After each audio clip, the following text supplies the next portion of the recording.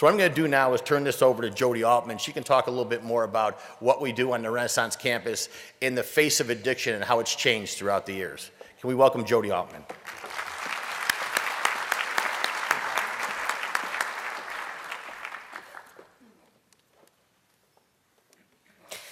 Let me just get an idea by a raise of hands. How many of you work with kids or have teenagers of your own? Raise them up high. How many of you love kids? Raise them up high. How many of you like them? Just checking. Okay. Important for me to say before I start and before I do anything that my passion is with kids. Obviously you heard, 24 years. A little bit of a summary on my 24 years in the field, and a lot of you I'm sure can echo this. When I started in 1987, kids drank and smoked some pot. If you asked them about cocaine, forget it. If you asked them about heroin, I'm no junkie, I don't use needles.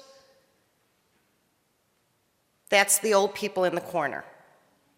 As time went on, 1990s, we started to see the cocaine, we started to see the crack, the acid, and the mushrooms. If you remember, crack scared us to death. Scared us, how are we gonna deal with this? The addiction was so strong and so quick. How are we gonna deal with this? We dealt with it, which I think somebody mentioned earlier. 2001, roughly, we started to see the club drugs. This made everybody crazy. We started to see the raves, all the drugs that we couldn't get a handle on. We dealt with it.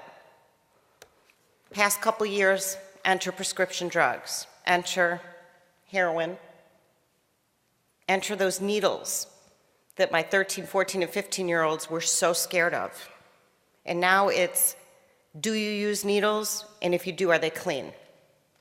Something in my heart I never thought I would have to ask a child. On the campus, we do an annual survey because all the teaching in the world, all the education in the world, my learning comes from the kids. And any of you that work with kids, I'm sure can echo that. And we do a survey every year to ask the kids what kinds of drugs they use, how often, and it changes. And I can go back to 2005 when roughly maybe 75, 76% of our kids had ever touched prescriptions. 2010,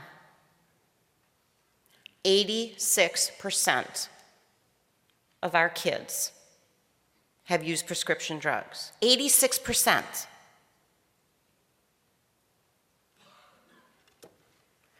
Of that, 60% of them have become dependent, have become addicted. So it's no longer, I smoke some weed and I drink some beer. I'm using what's legal.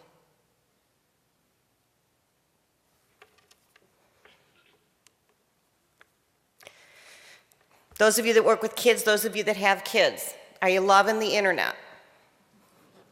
You loving the smartphones even more? Okay? We do have computers on the campus. The kids can't get at them without us watching. The kids can't get at them without all the parental controls, we call them, except the kids get around them, creating all sorts of trouble for us in the treatment field. And some of the things I'm going to tell you are just treatment challenges that we have as a result of the prescriptions, not as a result of the smoking pot and the drinking alcohol, which, believe me, are tough. The internet has caused all sorts of problems, and I'm sure for the adults, but in particular for the adolescents. These kids can get on that internet, and they will tell me this, and they'll tell you what websites to go to buy drugs. They'll tell you what websites to go to beat a urine tox. How many of you are probation or parole? Okay? You know that. They know how to beat them. They will tell you how many pills and how many milligrams to take, how often, for their size and their weight, which accounts for the fact that they're getting addicted to and able to take so many pills and appear to function. And they will tell me, I know what to say to a doctor at 15 years old to get what I need. Pretty scary.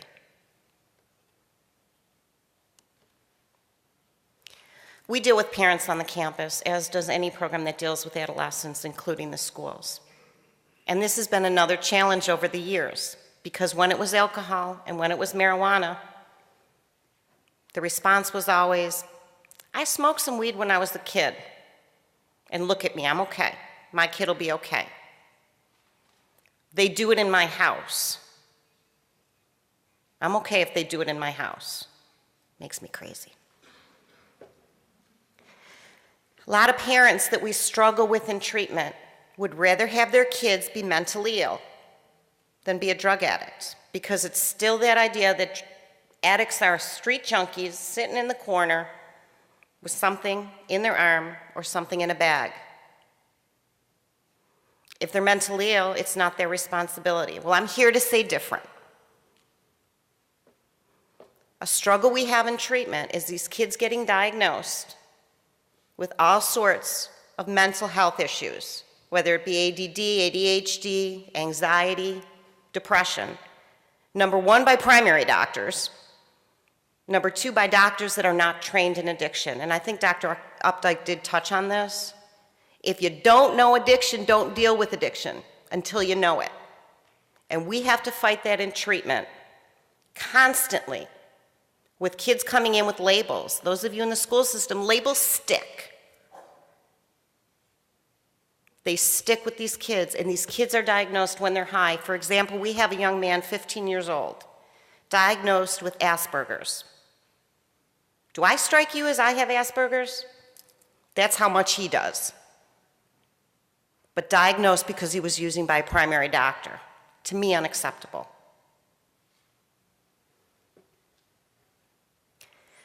I think Bill touched on East Amherst. Okay, we're not dealing with an epidemic of kids in the inner city. We're not dealing with kids hanging out on street corners. We're dealing with kids in our own backyards. We're dealing with kids who come from middle to upper middle class to wealthy families. We're dealing with kids that are getting any kind of pill they want as much as they want in school. That's what they do every day. What can I bring to school? How much can I get for it? And where do I go to restock?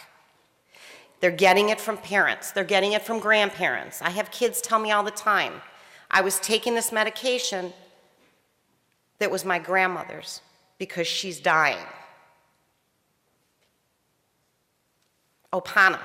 Opana is huge with our kids right now. That's an end of life, cancer medication. I'm taking it from grandma. She's gonna die anyways. Pretty powerful statement. These kids know more than any of us in this room. You heard from Samantha, and Samantha said to me, I'm scared, all these people have degrees. And I said, you have the best degree of all. Way smarter than any of us, because you know what it's about.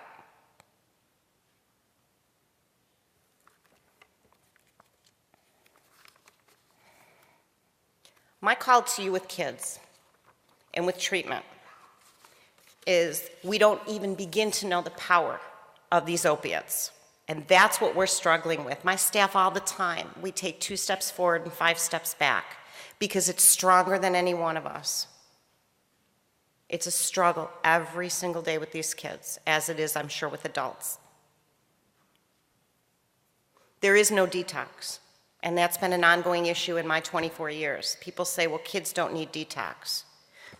Yeah, they don't need it from alcohol, they don't need it from marijuana, they need it from opiates because it takes them out of treatment every time.